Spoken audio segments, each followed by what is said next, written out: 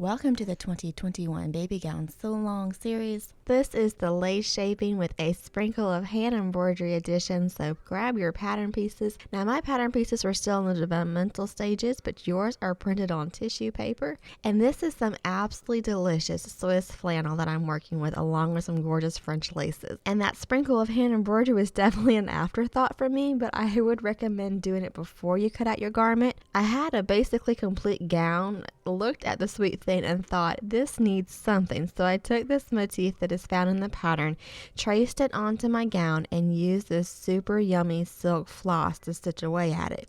It's just one strand of floss and adds such a delicate, sweet touch. At least I think so.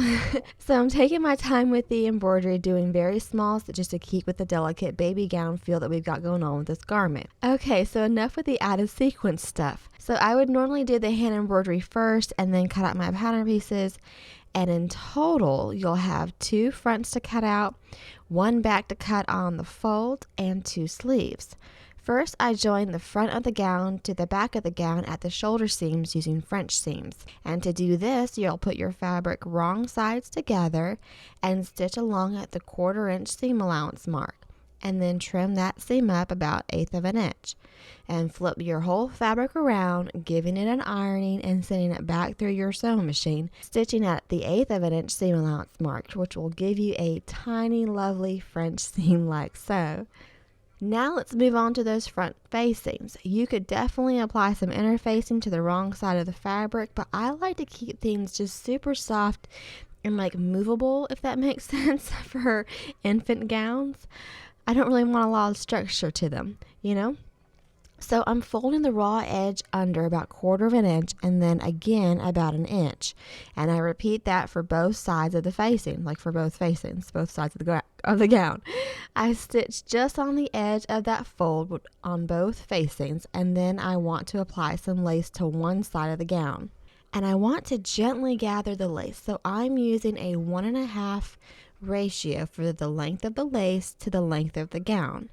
And then I pull at least 2 threads from that header to gather the lace. So I start on one side, gathering the lace gently, and then I go to the other end so I don't risk pulling those pull threads out of the header.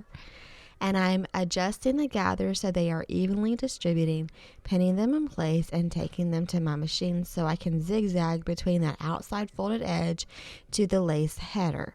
So which side to put the lace on? Well, that's a good question, and the rule is that the right side of the garment goes over the left side for girls and vice versa for boys. So on a girl's garment, you'd put it on the right side, and on the boy's garment, you put it on the left side. But really, there is no facing police out there, so just pick a side if you don't have that knowledge and move on with life. It's all good. After giving that an ironing, then I moved on to the neckline. I used a slightly smaller ratio to gather the lace on the neckline, something around like 1.3, like 30% more. And I'm folding the raw edges of the neckline under so I can incorporate them into the next step. But you could definitely leave them overhanging instead and then hand sew them under later on. I'm just sort of doing 2 steps at once is what I'm getting at. So to attach the lace, I place it about 1/4 inch, maybe slightly under, away from that raw edge of the fabric. And then I zigzag from the raw edge of the fabric to the lace header. And after a few stitches, everything will roll into a nice, neat little package. So play around with your machine, but I believe that my settings here were about 3.0 for the width of the zigzag and about 1.2 for the length, something like that. And there you go, a sweet little lace neckline. So simple and pretty, right? So let's move on to those sleeves. Have fun with this little bit of lace shaping. If you haven't done lace shaping before, this is a great opportunity since it's just 1 loop per sleeve, and I'd recommend using a 1/4 inch or 3/8 of an inch wide lace, nothing wider for this loop. After tracing the curve onto my fabric, then I start with the lace shaping process. I'm pinning this to the small ironing board that sits on the table next to me. So with the right side of your fabric facing up, as well as the right side of your lace facing up, start on one end, I find it's easiest to work from left to right and pin the bottom of the lace along the bottom curve. And I like to give a very gentle, oh so gentle tug to the lace as I go around the curve. And you'll just keep pinning until you make it to the other end. From there, you can pull on those pull threads, and you may find it easier to pull on the top wiggly thread first and then go back and get a second pull thread from the lace header after you do the top wiggly thread, just like one thread at a time. But it is so helpful to have at least 2 threads from that lace header pulled in this process. It just gives a much prettier control as you shape the lace. So from there, I flip the pins around so they are out of the ironing board or whatever you've pinned your work to. And don't worry about being super precise here. You can clean things up with the next step, because I highly recommend basting the lace to your fabric.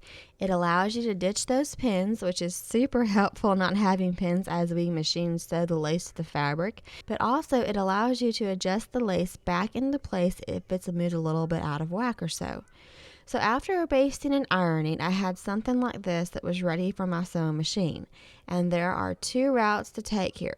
You could definitely apply a small zigzag to attach your lace to your fabric, or you could take the hem stitching route. Since I'm doing the hem stitching route, I'm using some stitch and ditch stabilizer along with a size 90 microcheck needle.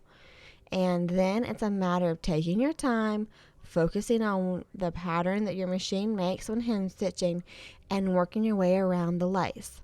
I went around the top of the lace first and then went in the inside loop. In this case, I didn't go across the lace, but I have done that in the past. I just felt like taking this path, so that's what I did, because it is sewing, so you do you. Then I could tear away the stitch and ditch and carefully trim the fabric from behind the lace. I like to stay about 1/16 of an inch away from those stitches when I'm doing my trimming. Finally, I cut a bit of edging lace that was about 10 inches long, gathered that up, and attached it to the bottom of the sleeve using a zigzag.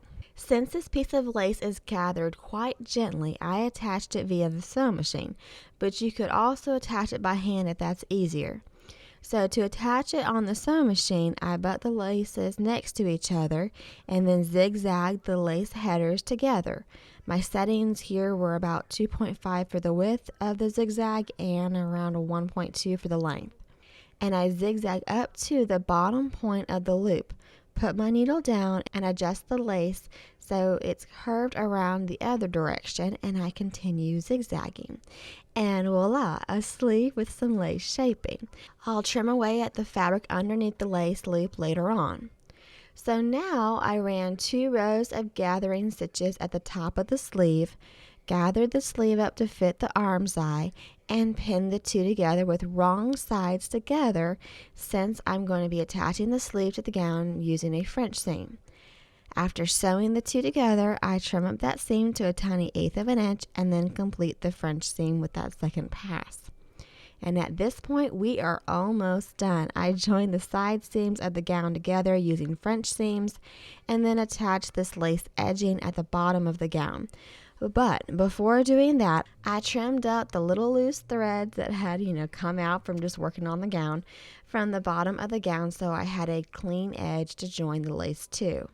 And I'm going to turn the overhanging pieces of lace, like those raw edges, under twice and hand sew those into place later on. And there you go, this sweet baby gown out of Swiss flannel with some lace shaping and silk embroidery work.